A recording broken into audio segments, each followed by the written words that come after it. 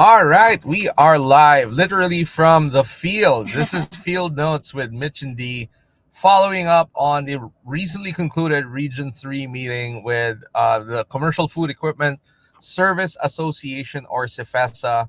So we are in the blazing desert of Arizona, calling in from the field. So, Dee, what are like some of the cool key takeaways from this recent meeting? Your first CFESA meeting, I know it's actually. my first ever CFESA meeting, and it was wonderful. I mean, the titans of the trades were there, and then they're just so generous in sharing the insights and knowledge to people like us. Yep. Right, and we are sharing it to you guys because sharing is caring. So I love it. Yeah. So one of the things I think from the young professionals topic, so there was like a panel, guys, of young professionals, millennials, and Gen Z. Like us, yeah. yeah. No cap. Yeah, that's right. And they were like talking about how do we actually attract millennials and Gen Zs, right? So attract meaning how to recruit. So one of the things that they were saying I picked up on is that 80% of millennials and Gen Zs are actually looking for companies that have or that support the organization or the causes that they support as well. So to me, that's more of aligned values. Like, say, for example, if you're into supporting Ronald McDonald House of Charities, right? Yeah. And then that CFESA actually does that as well. And when we say they do that or they support that, they actually also have activities around it and then ask their employees to join. So that's something that can attract millennials and Gen Zs because it's aligned values. I want to belong to a company that actually have my values in mind. Like there's greater meaning in what you do, You're right? not just how are you impacting or creating value for the community, for the nation? Correct, exactly. Because millennials and Gen Zs are not just all about money, right? It's actually the experience as well. And how do I add, like to your point, right? What's my purpose and how do I add value to the community, to the world, to the greater good? Yeah. Absolutely. Yeah, I think it was really nice. One other key takeaway is we had 2 FBI agents who came in. Correct. And so, when they came in, I had to wear my fake mustache. Just kidding. But, they were a bit afraid. Yeah. But they talked about cybersecurity. And Yes. Cybersecurity, again, is one of really a key pressing issue. There's so many so many scams out there and so many means to get into your business. Yeah, billions of dollars are lost from it, and people just should be super wary of phishing attempts into your email, or even like where they're trying to say that you invest in something and they can get all of your information. So never give away who your favorite pet was or who your favorite teacher was when you were in school, that sort of thing. But it goes even deeper than the Nigerian prince and all that. They can reallocate. They can just pretend to be somebody in your business and then reallocate the funds that your suppliers are paying you or your clients are paying you somewhere else. And on the overall total, it costs billions of dollars. So. Correct. And then there's also ransomware, which is also super scary as well. Ransomware is like where they lock out, they hack into your machines or your servers, and they lock you out, and you're unable to access your data. Your ERP doesn't work. You don't know your customer information, your billing information, and all of that stuff. So it's always essential to keep a backup as recent as possible. And so when ransomware comes in or you get hit by that, there was a number that they threw out there, like every 10 years, 7% of businesses are impacted by some form of major cybersecurity breach. And then what happens is that out of those businesses that are hit, 50% are unable to recover. So that is a significant risk that you can easily hedge your way into by securing your systems and always keeping your people aware, and cyber aware, constantly like running these training sessions and everything with them. And not just so one thing I picked up there as well, very interesting, that Roger also shared, right, that in their company actually the IT guys would actually test the employees, would send like phishing emails, and then they'll see if the employee would click on it, and then when they click on it, it actually goes to like a site where you have to be trained again about training your compliance about that, which is really cool because you're aware of that, right? And also one thing is that if you are or if you become and if you're a victim, do not feel embarrassed, right? Because you've been targeted. Yeah. So it's important for you to actually report it to ic3.gov. Yeah. Because the sooner that you report it, the sooner that they can also try to, they said that I think like 50% they can recover. Yeah, right? correct. So the Yeah, especially if it's a sooner wire transfer, Correct. they can So the intercept sooner and you recover report it. it, guys, don't feel embarrassed. It happens to everybody, but the sooner that you report it, the better. Yeah, absolutely.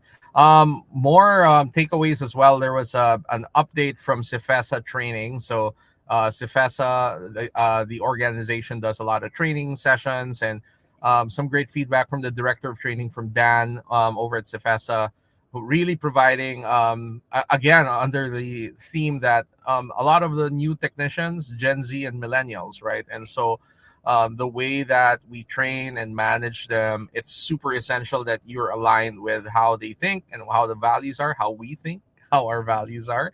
And, essentially it's giving feedback. There's a lot of discussion about how back in the day, the Gen X, the boomers, are more like, if you don't talk to me, that means I'm doing a good job. You only get talked to if you're not doing a good job. But now a lot of recognition needs to go out there. A lot of affirmation, positive encouragement needs to be there. Coaching, mentoring, and training. One other thing that really struck me there was a lot of people who go into the training, and companies invest a lot to train their technicians into CFESA, get them into a seat and fly them to the training center.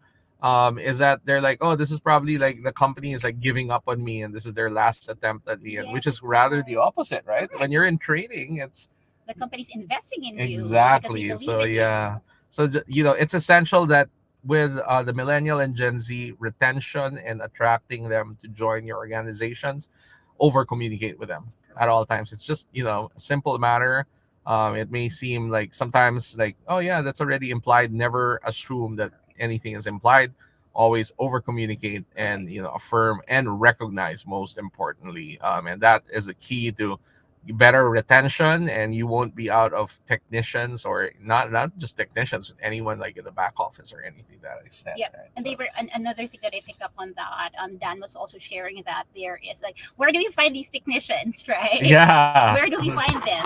We need to be creative. So not just look at a specific technician profile in mind, but check out the other technicians that you're working with, the mechanics that you're working with, right? They're already doing the job, so it's already just a part of training, and just shifting their perspective about things and all that.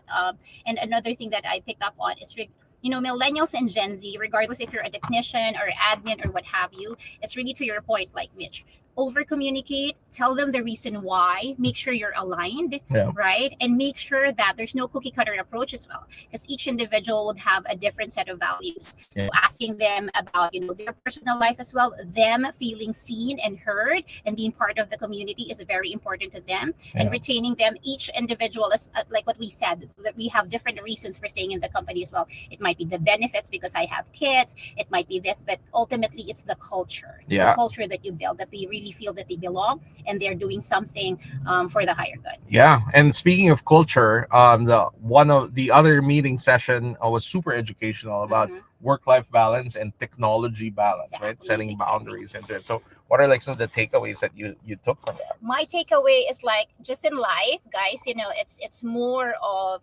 something isn't bad or good. It is what it is. It's just the matter of how you use it, right? Like technology is a connector.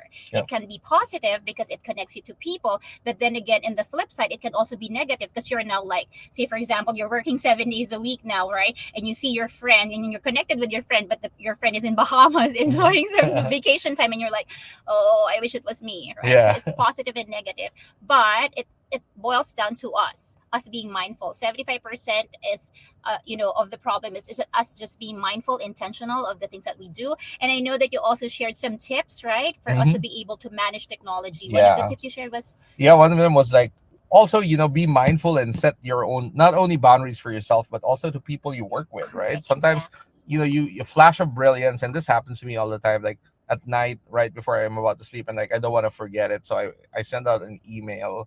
But instead of sending it immediately, I put send later for the morning. So it's all teed up. And then in the morning when they get it, they realize that, oh, okay, yeah, this is a great idea to jump on. Because if you send it at like 10 in the evening, the person who receives it is probably has their phone with them, and like receives a notification from you, and they're like, they get anxious, and they're like, should I Correct. answer this right away and everything. You got to set those boundaries as well, and be considerate and mindful of the people you work with. And again, it goes back to that theme of attracting and recruiting and retaining the Gen Z and millennials. They're very, digitally savvy. Correct.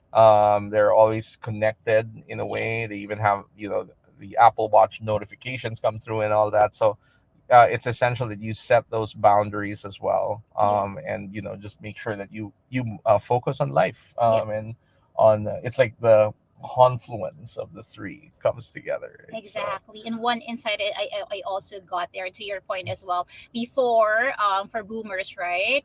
They're like, if you're not talked to, then you're doing a good job. So there yeah, apparently is a gap, right? yeah, But then again, and they were like saying, another insight that I picked up on is that boomers may have the experience, right? yeah, But millennials and Gen Z are strong with technology because they grew up with it yeah, and they're connected, right? And to them, it's not working hard, but working smart. Like, how do I right, be efficient in this one, right? To some people, it may seem lazy, but it's not.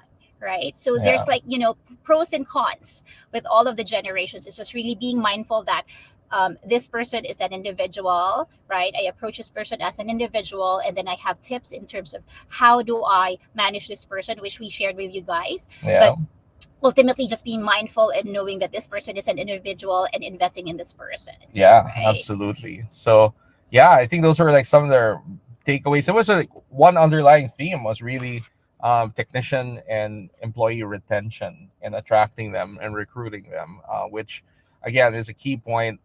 It keeps the industry going, it Correct. keeps it alive. If we have a healthy pipeline, a stream of technicians to work and service, our commercial kitchen equipment, and both on the refrigeration equipment and everything, because people are won't stop eating out, and everything. I won't stop eating out for sure. But yeah, and we need those very important folks to be our daily heroes in ensuring that Exactly. that ecosystem goes on. So again, just to wrap it up, I just wanted to thank the hospitality of Arrowhead for hosting this event at the beautiful Hilton Point, over up the Tapatio Cliffs, Tapatio, Tapatio. Tapatio Cliffs, over and overlooking the desert. Thank you to Manuel and Alma Griego, Yes. from Arrowhead, for doing that. And with the next regional meeting next year will be in Dallas, and we will be also going to the CFESA meeting in Milwaukee, Wisconsin, for Region 2. That's going to be next month. So that's pretty much a wrap for us. And looking forward to your feedback, your comments, and your thoughts. Thank you, everyone. We are off and flying home. Dee heading to California, and I'm Yes. heading back to Louisville, Kentucky. So thank you, everyone, and have a great week. And talk to you soon. Bye. Thank you. Bye.